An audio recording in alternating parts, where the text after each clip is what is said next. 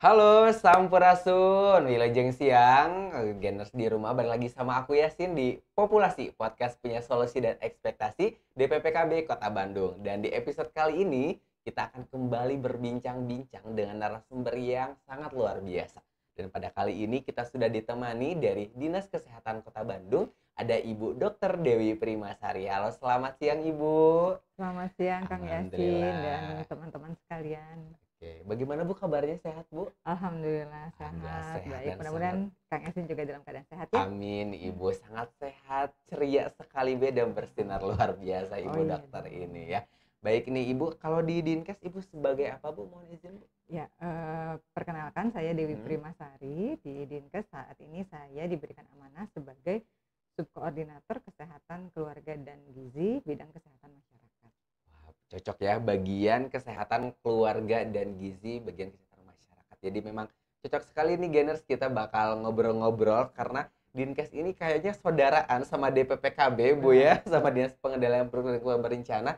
Apalagi nanti kita bakal bahas nih tentang stunting Bu ya, yang menjadi salah satu program nasional yang sama-sama harus kita kurangi, bahkan kita stop supaya tidak ada kasus baru Bu ya. Nah ini terkait dengan stunting karena ini di bagian tadi kesehatan keluarga dan gizi Bu ya. Nah kira-kira Bu sebetulnya untuk terkait dengan stunting itu lebih besarnya itu faktornya karena apa sih Bu sebetulnya Bu? Ya, nuhun Kang Yasin. Jadi Hmm. memang ini yang perlu kita ketahui bersama dulu Betul. barangkali ya, sebelum kita jauh Mhm. membahas tentang dampak dan segala macam. Iya. Apa sih yang menyebabkan stunting kan Stunting, gitu. betul.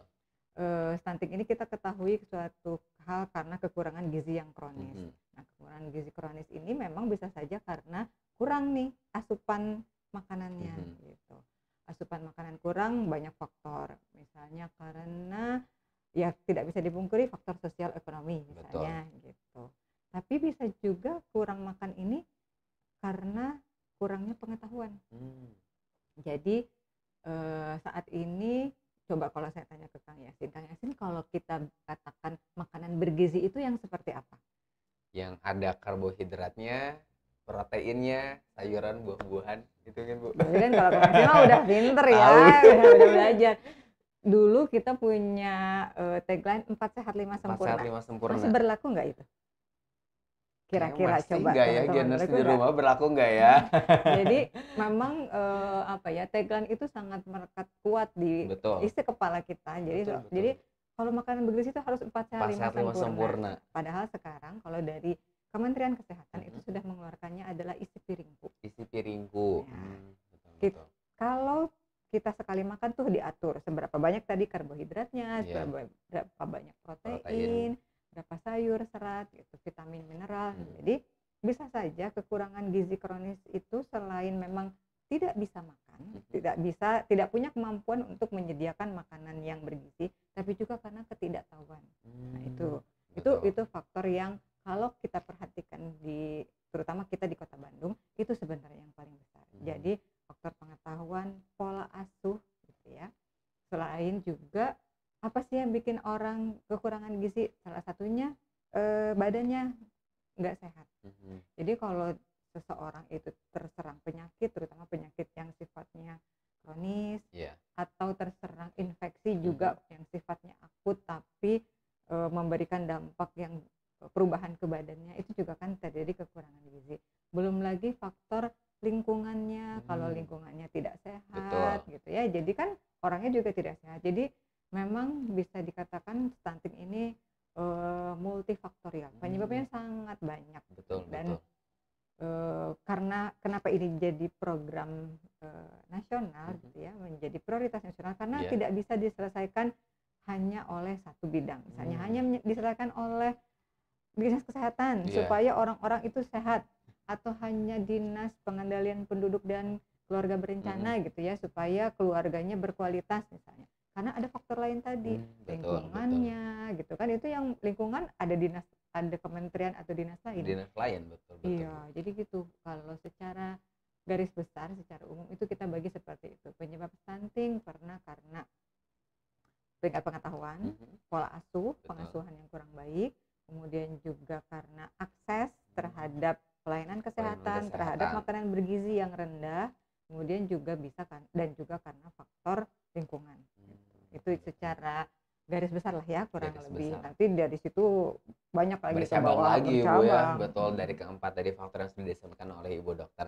Ternyata Dok tadi terkait dengan bahwa kurangnya nih pengetahuan ya, mungkin terutama mungkin bagi para pasangan usia subur atau bagi pasangan-pasangan muda nih Dok ya, yang mungkin hanya dipikirkan terkait dengan konsep pernikahan tapi tidak dicari tahu gimana sih cara pengasuhan dan lain-lain. Mungkin bahkan tadi terkait dengan tagline yang 4 sehat 5 sempurna begitu Dok ya. Mungkin tadi terkait dengan isi piringku. Nah, sebetulnya supaya geners di rumah tahu juga Dok, kira-kira terkait dengan asupan makanan atau gizi yang perlu kita konsumsi itu harusnya seperti apa sih Dok?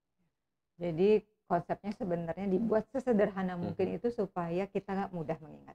Isi piringku itu jadi setiap kita mau makan, setiap porsi mau makan, setiap kita makan, satu kali porsi makan itu kita buat membagi secara imajiner. Piring kita itu kita bagi 3. Bagi 3. Bagi 3. Sepertiga pertama itu kita isi karbo, sumber karbohidrat. Mau nasi, mau kentang, mau mie. Mau mie? Ya. Boleh ya Dok ya? Boleh, pasta gitu kan. Iya. Tapi nya ulah mie di sangguan, karena itu satu piring nanti karbo semua. Karbo semua. Ya, padahal kan jatahnya sepertiga tuh. Iya. Jadi kita mau makan tuh kita gini, oh ini sepertiga, ini kita karbo. Sepertiga sisanya adalah sayur. Sayuran. Ya, jadi boleh mau tumis kangkung, mau sayur sop, sepertiga. Jadi ulah, dan itu sayurnya ya, jadi misalnya jangan saya makannya sayur sop tapi kuahnya banyak, wortelnya mah 2 biji. Tapi sayurnya sumber ya sayuran wortel, bayam apa segala macam. Sepertiga sisanya itu kita bagi 2. Bagi 2. Berarti kalau dibagi 2 sepertiga berapa? 1/6 ya? Berapa ya? Kalau tidak salah 1/6. 1/6 pertama itu diisi sumber protein. Baik protein hewani maupun protein nabati, tahu, tempe, telur, ikan, ayam, daging gitu ya. 1/3 sisanya, 1/6 sisanya lagi itu diisi buah.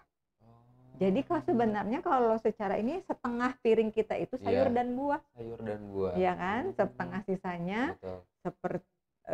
diisi setengah 1/6 sama protein, 1/3 sama karbohidrat. Iya, secara sederhananya itu seperti itu. Tapi itu porsi dewasa ya. Kalau anak nanti beda lagi karena ya porsi sudah remaja ke atas lah ya, 15 tahun ke atas.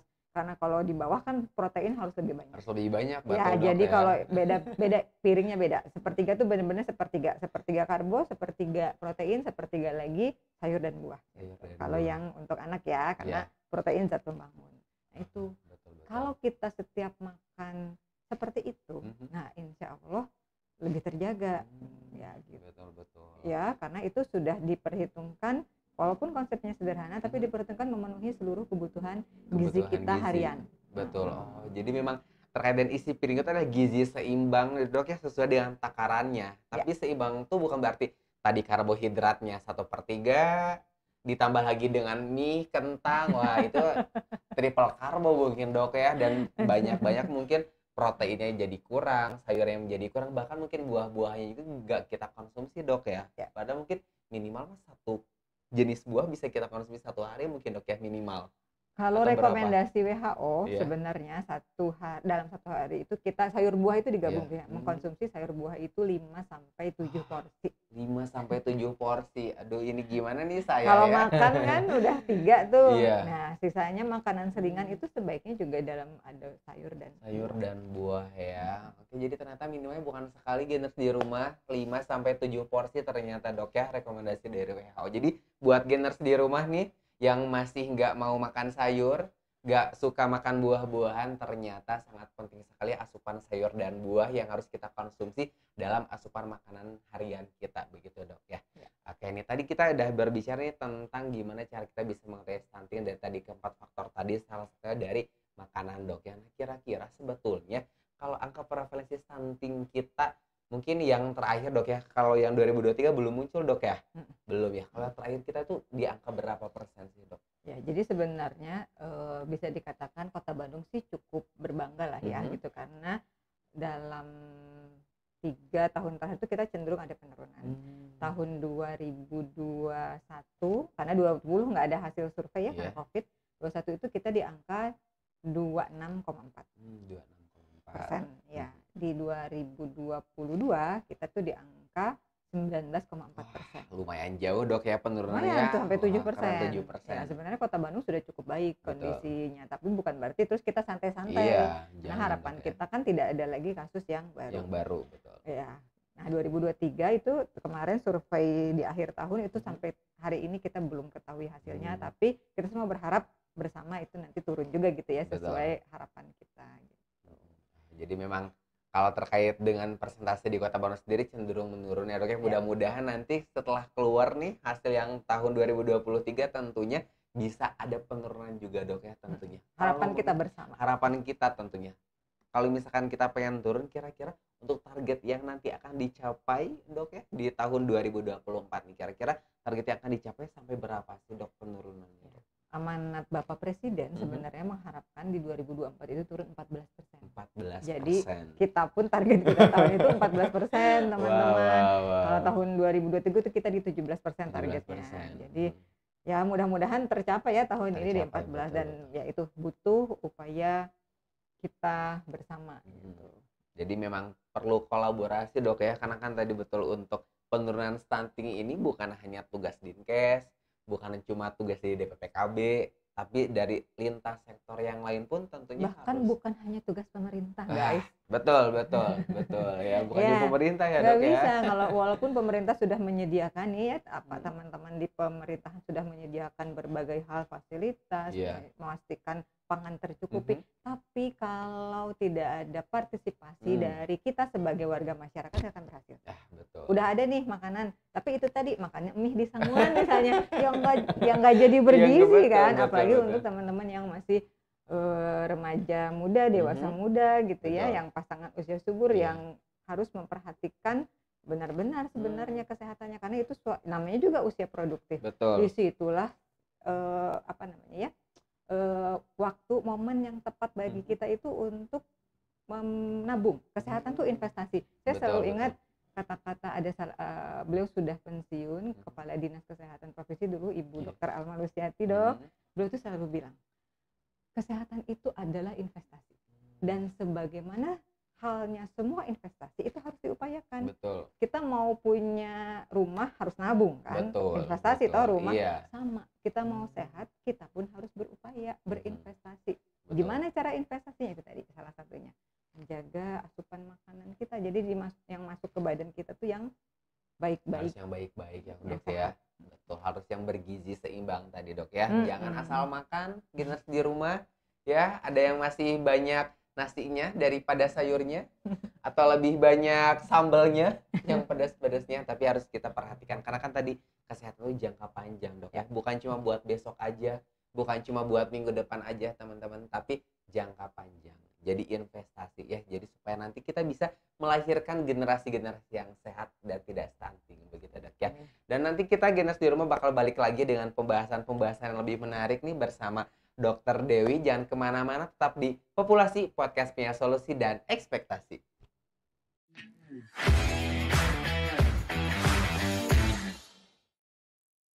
Oke, generasi di rumah balik lagi sama aku Yasin di Populasi Podcast punya solusi dan ekspektasi, masih ditemani oleh Dr. Dewi dari Dinkes. Oke, dok, tadi kita kan udah ngomongin tentang pola makan, lalu angka prevalensi stunting di tahun 2022. Nah, kira-kira nih dok, dari Dinkes sendiri nih kira-kira upaya yang sudah dilakukan, ya pasti sudah ya dok ya, dan akan nih berkenaan dengan penurunan stunting ini sudah seperti apa dan sudah sejauh mana dok? Ya, nuhun Kang Yasin. Jadi gini teman-teman, untuk kita melakukan intervensi stunting itu secara umum kita membagi menjadi dua. Ada intervensi sensitif, ada intervensi spesifik. Kalau intervensi sensitif itu sasarannya adalah kelompok masyarakat luas. Kelompok masyarakat luas. Secara umum. Masyarakat secara umum itu sensitif. Sementara spesifik sasarannya adalah khusus, namanya juga spesifik ya. Khusus untuk yang upaya pencegahan tadi yang 1000 hari pertama kehidupan. Jadi 1000 HPK itu spesifik, masyarakat secara umum itu intervensinya sensitif.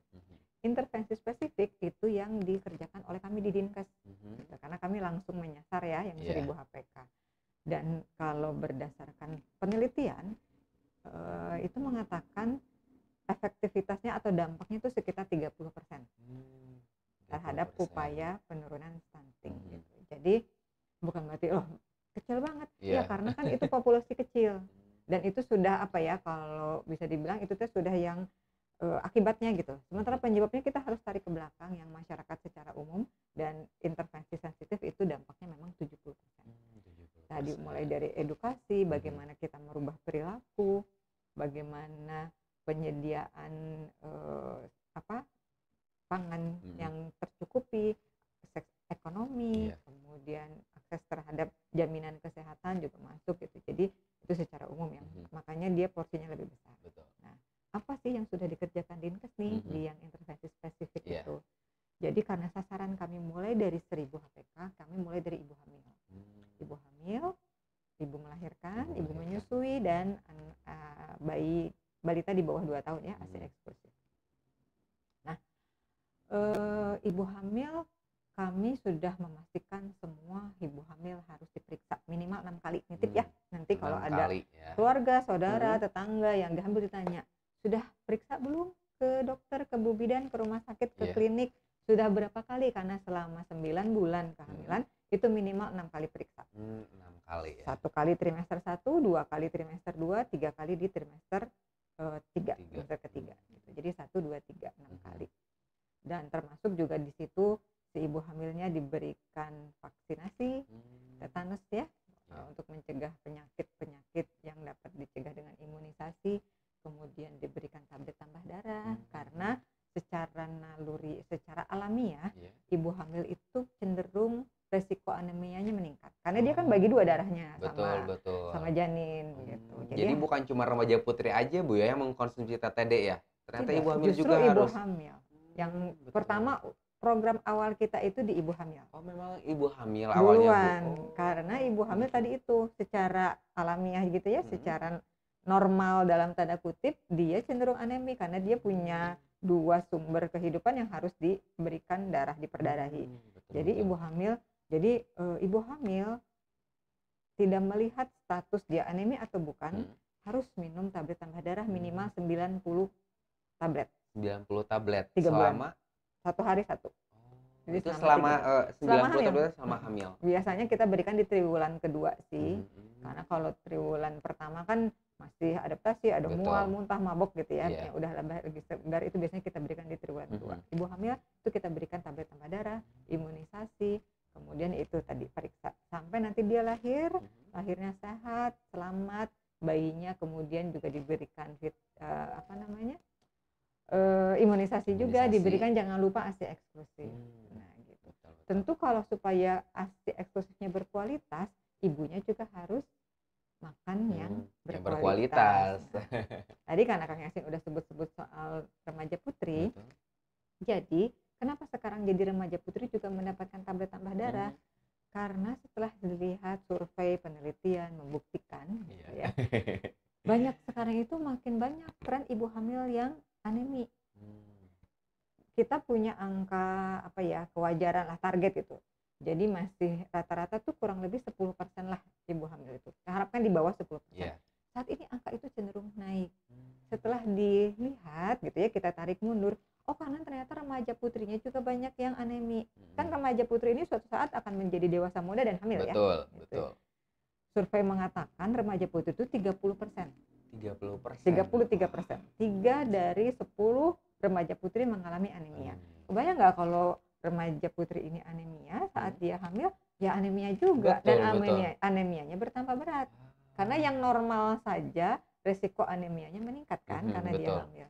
Nah, itulah akhirnya mulai udah berapa ya? Lebih dari 5 tahun belakangan lah kita sudah mulai program suplementasi tablet tambah darah pada remaja putri. Ya.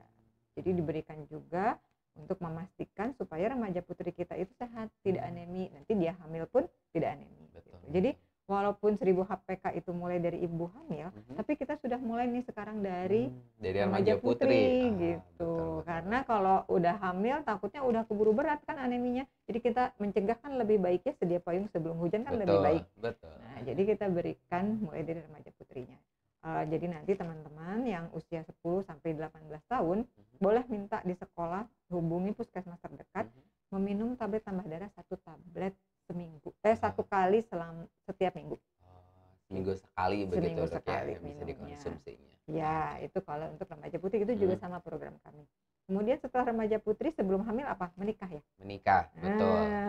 Nah, kami juga punya program, mungkin saat ini juga sudah berkolaborasi kita dengan BKKBN, jadi semua calon pengantin harus dipastikan dulu dia sehat. Bukan berarti kumaha tuh upami anu teh sehat teh kenging nikah. Tenang, jodoh mah di tangan Allah gitu ya, bukan di tangan ibu dokter di puskesmas, bukan gitu. Betul. Jadi bukan berarti kemudian nanti, jadi jangan takut gitu. Kadang-kadang ada sedikit retensi dari teman-teman catin, kenapa saya teh harus diperiksa dulu jadi sieun? Iya. Itu gimana dong kalau nggak sehat nggak jadi nikah, makanya tos pesan gedung, tos pesan Betul. muanya. Gitu. Nah, seperti itu konsepnya teman-teman. Jadi untuk yang calon pengantin itu kita periksa, nanti kita deteksi kalau dia punya amit-amit punya penyakit, kita langsung tangani dari awal supaya kalau nanti hamil sudah tertangani nih penyakitnya. Wah, kita kalau bicara penyakit mah bisa panjang, ini bisa sesi 2 jam khusus nih Kang Esin. Tapi contoh sederhana aja lah, mungkin kemarin pernah dengar remaja cenderung mengalami obesitas karena kemarin generasi mager ya waktu kita pandemi tidak ya betul. Itu plus minus lah ya dari dampak pandemi. Kalau obesitas itu resiko penyakit lain kan meningkat, darah tinggi, hipertensi, kolesterol. Nah, kalau di luar resiko anemianya juga tetap ada ya gitu kan, karena tadi masih secara survei juga bilang remaja putri banyak yang mengalami anemia. Jadi kalau saat mau menikah tidak ditangani gitu, nanti pas hamil penyakitnya belum sembuh nih gitu, masih ada resiko penyakitnya gitu. Jadi pemeriksaan calon pengantin tidak untuk menghalangi pernikahan, tapi untuk memastikan agar calon pengantin ini saat dia nanti menikah dan bereproduksi dan hamil dan melahirkan, baik laki-laki maupun perempuannya sehat gitu. Karena sama, bukan hanya, walaupun yang memang dapat suplementasi tablet tambah darah hanya remaja putri, tapi remaja putri juga harus sehat. Betul. Iya kan, kalau laki-lakinya tidak sehat kan sumber spermanya kurang, kualitasnya kurang baik sama. Betul, mempengaruhi juga dok ya. Kesejahteraan Betul. janinnya juga gitu kan gitu. Jadi itu kenapa harus diperiksa catin. Kita sih harapkan program kita bersama sebenarnya program Dinas Pengendalian Penduduk dan KB dan Dinkes itu adalah 3 bulan paling tidak.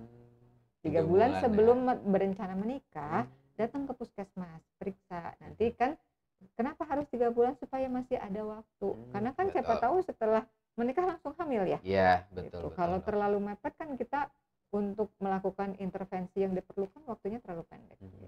Ya gitu. Jadi nanti teman-teman kalau yang sekarang sudah punya rencana menikah di akhir tahun, nah jangan lupa paling tidak 3 bulan sebelumnya coba datang ke puskesmas. Tanya kapan bisa periksa catin. Karena setiap puskesmas punya jadwalnya masing-masing. Ada jadwal masing-masing begitu dan dok itu ya. periksanya lengkap semua Kang. Jadi mulai dari screening faktor resiko, termasuk dicek dia suka aktivitas fisik enggak, senang makan sayur enggak, merokok tidak, maaf minum minuman keras tidak, itu juga kita screening, kita periksa gitu. Kemudian ada pemeriksaan fisik, tekanan darah, pemeriksaan status gizi, tinggi badan, berat badan, lingkar pinggang, lingkar lengan atas, lingkar perut dan lingkar lengan atas. Kemudian pemeriksaan darah. Darah juga. Iya, dicek HB-nya tadi dia anemi tidak, ada gula darahnya tinggi enggak gitu kan. Kemudian juga jangan lupa kita Jawa Barat itu masih menjadi salah satu provinsi dengan penderita thalassemia terbanyak. Thalassemia juga sama meningkatkan resiko stunting ya gitu. Jadi pemeriksaan darah resiko thalassemia jadi lengkap semua. Bahkan kita juga saat ini sudah ada periksa sampai ke screening penyakit menular. Jadi lengkap loh, semua diperiksa. Kemudian nanti setelah keluar hasil ada konsultasi sama dokter. Setelah konsultasi, kemudian juga untuk yang catin perempuannya kita berikan imunisasi tetanus lagi. Itu jadi sudah paket lengkap ya. Betul, lengkap sekali berarti dok ya. Jadi sebelum menikah itu dicek semua kesehatannya. Tapi kalau terkait dengan pengecekan itu bayar atau enggak sih dok? Ya, itu dia. Memang mohon maaf sampai hari ini untuk di Kota Bandung masih ada biaya. Walaupun ada yang sudah dijamin, jadi pemeriksaan darah untuk tadi penyakit menular itu ditanggung oleh pemerintah Kota Bandung, khusus untuk yang punya KTP Kota Bandung ya. Oh, khusus KTP Kota Bandung. Ya, itu sudah ada yang dijamin oleh pemerintah, tapi memang masih ada yang harus dibayar oleh Jatim karena memang belum dijamin oleh pemerintah gitu. Dan memang karena ini sifatnya screening tidak bisa pakai BPJS. Oh, begitu ya. Tapi jangan khawatir mungkin buat geners di rumah ya, karena kan itu untuk kebaikan kita juga, Dok ya, supaya kita juga nanti bisa sehat ya, ketika nanti menikah, punya anak. Nah, jadi supaya tadi 3 bulan tadi bisa digunakan untuk memperbaiki kalau misalkan masih ada yang sakit, masih ada yang kurang begitu, Dok ya. Betul, luar biasa. Terus selain itu, Dok, tadi kan baru buat PUS, remaja, Jatim, kira-kira yang menjadi sasarannya siapa lagi, Dok? Selain, nah kemudian kita tadi setelah lahir bayi, kemudian bayi dan balita kan. Nah, bayi balita itu kita punya program setiap bulan dilakukan pemantauan di posyandu tuh sama ibu-ibu kader. Ya, teman-teman lini lapangan dinas KB juga ada ya di sana kan. Kita setiap bulan lakukan pemantauan pertumbuhan dan perkembangan. Pertumbuhan itu dilihat dari berat badannya, tinggi badannya, kita ukur setiap bulan. Perkembangan kita cek setahun minimal 2 kali. Itu dicek kepandaian. Perkembangan tuh kepandaiannya kan. Kalau ketemu ini udah bisa apa, udah bisa nyanyi belum, udah bisa berhitung. Nah, itu kita juga cek. Itu secara rutin. Jadi penting banget ya nanti kalau punya balita datang ke posyandu. Kemudian di program di posyandu tersebut kita juga ada pemberian vitamin A, gitu ya, pemberian vitamin A dan obat cacing untuk mencegah kecacingan kan. Ya, betul, karena ya anak-anak masih suka main kotor-kotoran, jarambah gitu ya kalau istilah orang Sunda. Jadi untuk menurunkan risiko kecacingan kita berikan juga obat cacing setahun 2 kali, vitamin A juga setahun 2 kali.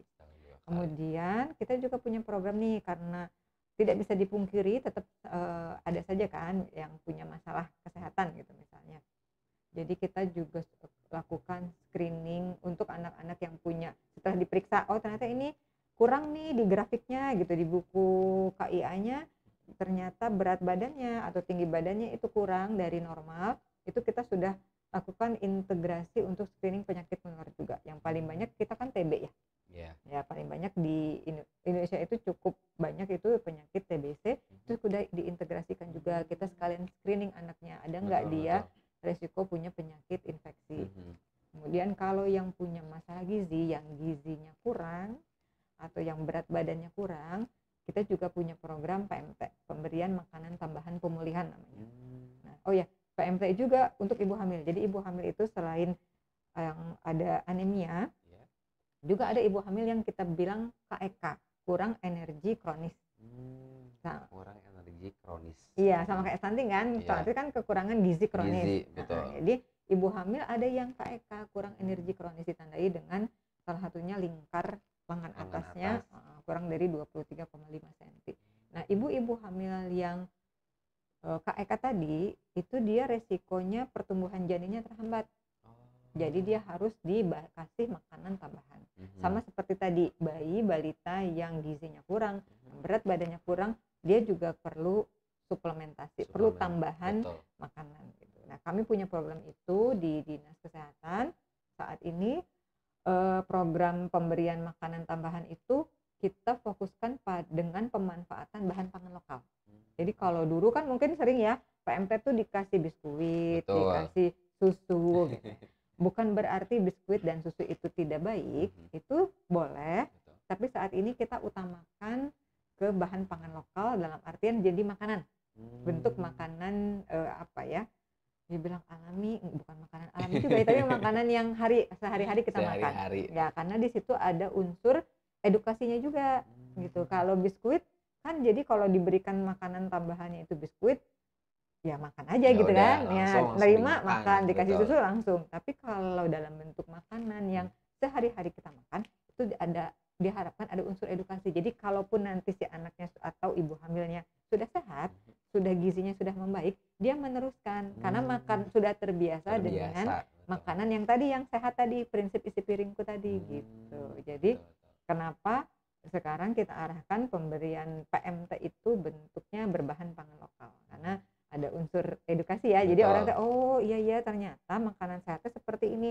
Bukan berarti makan sehatnya harus makan steak gitu. Kan Betul, sudah gitu betul. tuh. Aduh, boro-boro Bu Dokter mau makan sehat, jadi gitu susah saya Betul, juga. betul. Telur, hati ayam, tahu, tempe itu cukup sumber proteinnya. Betul, betul Ikan sekali. di warung sebelah tuh ya, Hmm. ikan kembung, ikan lele Ikan itu lele Dok ya, betul. itu cukup. Jadi ada unsur edukasi gini loh, makanan sehat Mhm. gitu ya. Jadi setelah selesai nanti program pun kita harapkan keluarga atau ibu dan balitanya itu sudah terbiasa diberikan makanan yang seperti itu juga. Kami punya anggaran yang cukup, insya Allah mudah-mudahan juga cukup di tahun ini karena ada anggaran baik dari APBD kita, juga ada dari APBN dalam bentuk bantuan operasional kesehatan ke puskesmas itu juga ada.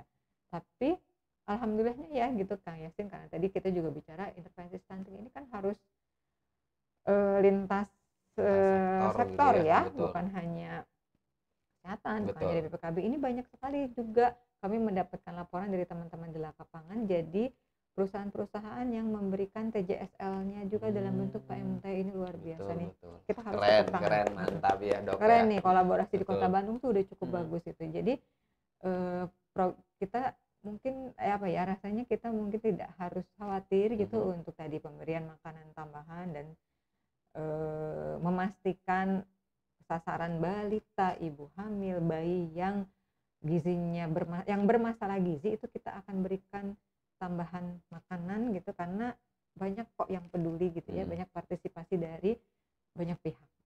Betul, luar biasa. Jadi memang perlu kita berikan edukasi juga tentunya Dok ya untuk keluarga di rumah, untuk Sobat Geners. Dan tadi berkenaan dengan tadi PMT tadi, dikira juga di DPPKB ada program dahsyat Dok, Dapur Sehat Atasi Stunting. Jadi ada pengelolanya yang diberikan bantuan untuk mengelola makanan, nanti bisa dibagikan kepada keluarga-keluarga yang resiko stunting begitu. Itu pun sama sambil mengedukasi juga kepada masyarakat supaya tadi betul kata Dokter Dewi, jadi bisa dilanjutkan dan bisa dijadikan olahan makanan sehari-hari di rumah. Dan yang paling penting ketika kita mau sehat nggak perlu makanan-makanan yang mahal Dok ya, betul. Jadi bisa dengan pengganti salmon diganti dengan lele kayak gitu Dok. Kembung? Ya betul, ikan kembung juga sama bisa dikonsumsi. Jadi Geners di rumah jangan khawatir kalau mau makanan yang sehat itu nggak perlu mahal, cukup yang murah-murah kayak gitu mungkin. Kami rencananya memang akan bekerja sama sih Kang dengan Dapur berkolaborasi. Dahsyat ya, kita dengan akan Dahsyat, kolaborasi betul, nih betul. bareng-bareng gitu karena Mantap nih. itu tadi dengan kolaborasi menjadi apa, solusi gitu ya. Menjadi solusi, betul. Biasa mudah-mudahan nanti bisa segera terrealisasi. Amin, amin, Betul. amin. Oke, Dok, ini terkait dengan pencatatan stunting mungkin atau terkait dengan laporan dan sebagainya. Di Kota Bandung tuh ada aplikasi e-penting nih Dok ya. Itu kira-kira sudah sejauh mana efektivitas penggunaannya terkait pelaporan dan lain-lain Dok, dari aplikasi e-penting ini seperti apa? Benar, mohon Kang Yasin. Jadi kita bicara stunting segala macam gitu ya. Yang paling penting itu adalah pendataan. Betul. Gitu. Jadi itu dulu menjadi apa ya, perhatian pimpinan kita sehingga kemudian memerintahkan kepada teman-teman di Dinas Kominfo untuk membuat aplikasi e-penting, elektronik pendataan stunting. Jadi saat ini sebenarnya rencana kita ke depan e-penting itu akan jadi satu aplikasi yang multiguna gitu ya, bisa dimanfaatkan berbagai hal dalam upaya kita untuk intervensi stunting, tapi memang kita masih proses terus pengembangan, mungkin nanti teman-teman di Kominfo itu yang lebih paham. Tapi saat ini pemanfaatan e-penting itu kita lakukan untuk pendataan di lapangan. Hasil tadi ibu kader yang mengukur, menimbang di lapangan, bu kadernya input tuh ke dalam aplikasi itu di HP-nya masing-masing. Nanti dikelola sama teman-teman puskesmas di lapangan, nanti keluar, oh ini hasilnya apakah berat badannya cukup, berat badan kurang, atau stunting, seperti itu. Jadi pemanfaatannya saat ini sudah dimaksimalkan untuk pendataan status gizi di masyarakat, status gizi balita, dan kita baru minggu lalu itu baru bertemu dengan teman-teman IT dari Kementerian Kesehatan. Karena sebenarnya Dinas Kesehatan itu kami sudah memanfaatkan aplikasi namanya EPPGBM, elektronik pencatatan pengawasan dan pelaporan gizi berbasis masyarakat itu yang dimiliki oleh Kementerian Kesehatan dan itu berlaku wajib.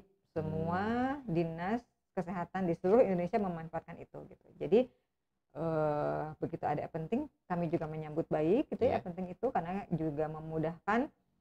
Semua sudah berbasis elektronik kan, jadi teman-teman puskesmas juga nggak kerepotan. Kalau sebelumnya kan harus nginput satu-satu tuh Bang, gitu ya. Jadi ditulis tangan sama Bu Kader, diinput satu-satu itu resiko kesalahan nginputnya dan bari tunduh. Balita kita tuh ada 100.000 loh teman-teman sekota Bandung ya, kurang lebih 100 ribuan.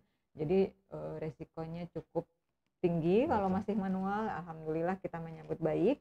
Tapi untuk efektivitas supaya tidak double pekerjaan teman-teman, kemarin kita sudah bertemu di IT, teman-teman IT di Diskominfo, terima kasih tim Diskominfo dan teman-teman IT dari Kemenkes sudah bertemu.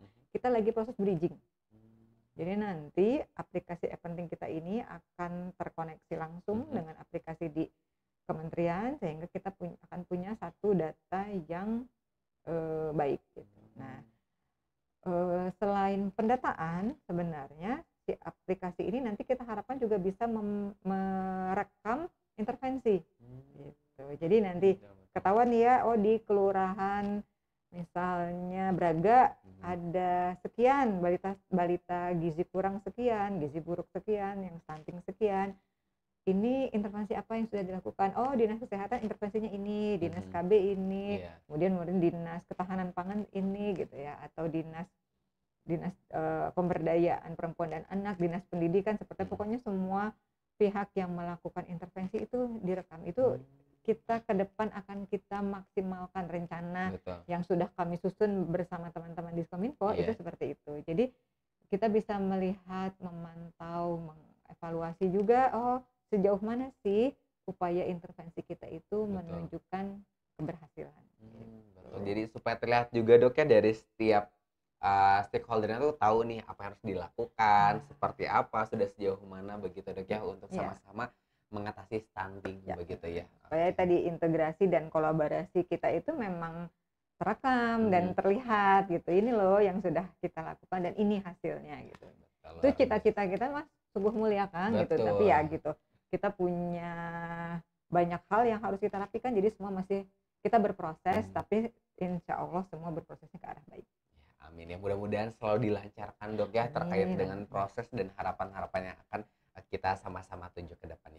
Oke Geners di rumah, nggak kerasa sudah banyak sekali perbincangan-perbincangan yang sudah kita bahas bersama Dr. Dewi, luar biasa Dok. Saya juga mendapatkan banyak sekali insight baru, pengetahuan-pengetahuan baru, dan tentunya mudah-mudahan Geners di rumah juga mendapatkan semua ilmu-ilmu baru pada sesi kita kali ini. Terakhir mungkin Dok ada yang mau disampaikan untuk Geners di rumah Dok? Apa ya ini closing statementnya keren banget ya Mas ya. Tapi mungkin pesan terakhir kami, terutama saya mewakili teman-teman di dinas kesehatan tadi, teman-teman, stunting merupakan suatu masalah kesehatan yang kalau tidak kita tangani secara optimal dapat mempengaruhi kualitas bangsa kita di masa yang akan datang. Itu kita pengen bangsa kita menjadi bangsa yang maju kan, bangsa yang disegani juga gitu kan di dunia. Nah, untuk mencegah itu, mari kita mulai dari diri sendiri.